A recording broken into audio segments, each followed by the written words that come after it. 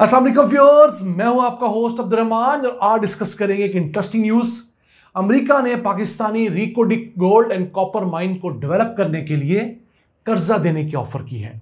जी हां, अमेरिका ने अपने एक्सिम बैंक के जरिए पाकिस्तान को ऑफर की है कि वो इस दुनिया की सबसे बड़ी unexplored gold and copper mine को एक्सप्लोर करने के लिए, इसके अंदर से तमाम खजाने निकालने के लिए कर्जा देगा ताकि पाकिस्तान उस इन्वेस्टमेंट के जरिए खुद को तगड़ा कर सके। ये कोई छोटा जुआ अमेरिका नहीं खेल रहा, बहुत पते का काम कर रहा है। उसकी रीज़न क्या है? ये दुनिया की सबसे बड़ी ऐसी गोल्ड एंड कॉपर की माइन है जिसे आज तक खोदा ही नहीं गया। इसके अलावा जितनी माइंस साइंटिस्ट जियोलॉजिस्ट की नज़र में आई, वहाँ पर काम हो रहा है, वहाँ से गोल्ड एंड कॉपर निकाला जा रहा है। तो ये untouch unexplored copper and gold mine है।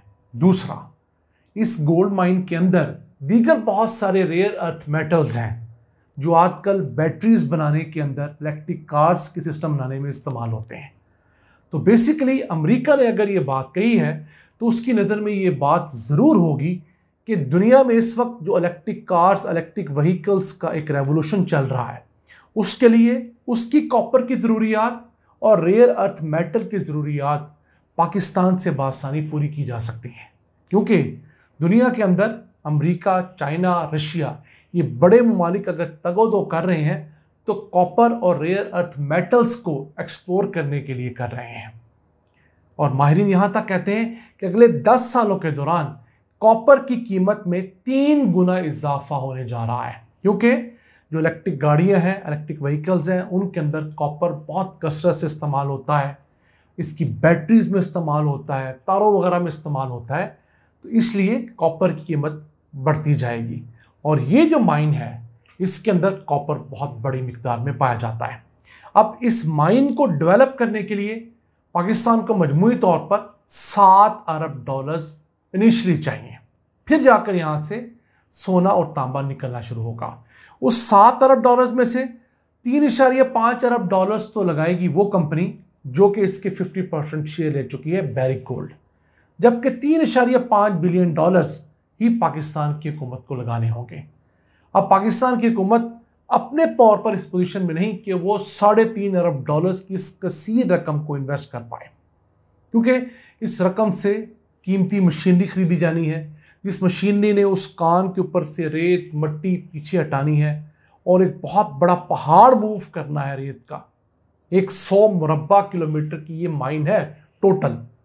उसमें से कितना एरिया सबसे पहले एक्सप्लोर होगा वो बात की बात है। और फिर इस माइन से हर साल 80 मिलियन टन से 90 मिलियन टन और निकला करेगा, जिसके अंदर सोना भी होगा, तांबा भी होगा, चांदी भी होगी और दीगर रेयर अर्थ मेटल्स भी होंगे। इतनी बड़ी ये माइन होगी और इसकी लाइफ जो है इब्तदाई तौर पर 45 साल एक्सपेक्ट की जा रही है, यानी कम से कम 2 जनरेशंस जो हैं वो इस माइन को खोदते हुए गुजर जाएंगी और इससे इस्तेफादा करेंगी। इसकी फिजिबिलिटी स्टडी इसी साल दिसंबर में इंशाल्लाह मुकम्मल होगी, दिसंबर 2024 तक।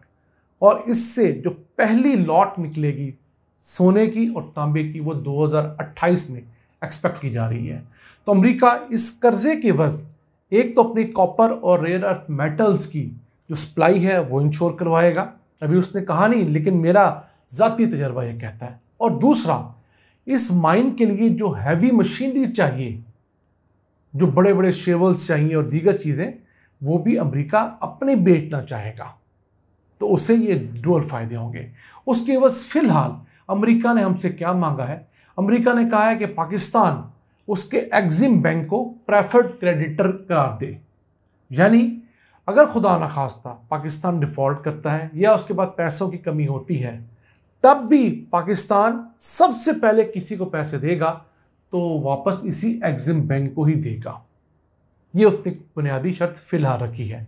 एक्सिम बैंक बेसिकली किसी मुल्क का एक्सपोर्ट इंपोर्ट बैंक होता है। तो जिस बैंक को भी प्रेफर्ड क्रेडिटर का एक टाइटल दे दिया जाता है, तो आप पाबंद होते हैं इंटरनेशनली कि सबसे पहले पेमेंट आपने उसकी अदा करनी होती है, ख्वाब डिफ़ॉल्ट ही क्यों ना हो जाए। तो पाकिस्तान के पास अब सोचने का मौका है कि उसने ये रकम अब अमेरिका से बतौर लोन लेनी है, या हम लोगों ने सऊदीया के साथ वेंचर करना है, या हमने चाइना को इस चीज़ में डालना है और उसके ज़रिए इस कान को हमने आगे बढ़ाना है। ये कान नो डाउट पाकिस्तान के लिए एक बहुत बड़ा ख़जाना है। फौरी तौर पर इससे को बहुत बड़ा इनकलाब हरगिज़ नहीं आएगा। हम अक्सर आपको बता चुके हैं कि सालाना 3 से 4 बिलियन डॉलर्स का सोना और तांबा यहाँ से निकाला जाएगा। हुकूमत की कोशिश है कि ये तांबा और सोना यहाँ से निकाल कर गवादर की बंदरगाह तक पहुँचाया जाए और उसे वहाँ से रिफाइनिंग के लिए दुनिया भर में एक्सपोर्ट किया जाए। जबकि बैरिक गोल्ड कंपनी कहती है कि गवादर की बंदरगाह तक एक तो रास्ता नहीं है प्रॉपर, दूसरा वो बंदरगाह इतनी डेवलप नहीं हुई, तो फिलहाल कराची पोर्ट को इस्तेमाल करना चाहती है और यहाँ से सारा का सारा जो ओर होगा वो कराची पोर्ट जाएगा और वहाँ से बाहर जाकर रिफाइन होगा। हुकूमत को चाहिए कि वो कोई ऐसी क्लॉज रखे कि आज से 5, 7, 10 साल बाद ये सारा ओर पाकिस्तान में रिफाइन हो, यानी एक ऐसी रिफाइनरी बलूचिस्तान में लगे जिसके अंदर हमारे बलोच भाई जॉब्स कर रहे हों और यहाँ पर ही सारा तांबा, सारा लोहा, सारा चांदी अलहदा किया जाए, ताकि पाकिस्तान को एग्जैक्ट पता हो कि उसके यहाँ से निकाले हुए खाम माल में से कितना सोना, कितनी चांदी, कितना तांबा और कितने दीगर मेटल्स निकले हैं और उनकी आज की कीमत क्या है। ये ना हो कि ये कंपनी यहाँ से बड़ी मिकदार में खाम हालत के अंदर चीज़ें बाहर ले जाए, बाहर जाकर 1 टन यानी 1000 किलो सोना निकले और हमें बताएं कि 100 किलो सोना निकला है और हमें उसके हिसाब से शेयर दे 50% का। ये नहीं होना चाहिए। हुकूमत को एक लॉन्ग टर्म प्लान बनाना चाहिए और फिर रिफाइनरी आप रिकोडिक में ना लगाएं, को 100-200 किलोमीटर दूर जाकर नौशकी में लगा दें।